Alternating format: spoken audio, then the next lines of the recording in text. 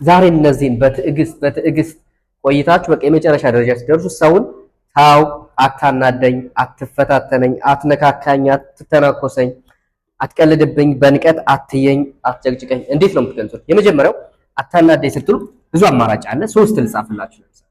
የመጀመሪያውና የተለመደው don't make me angry ነው። don't make me angry, don't upset me,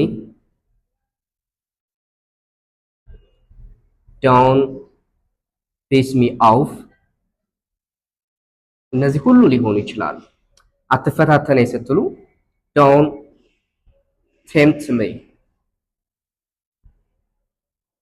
አትነካካኝ፣ አትተናኮሰኝ don't provoke me፣ አትቀልድብኝ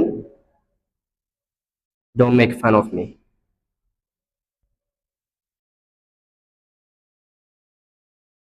በንቀት አትየኝ don't look me down።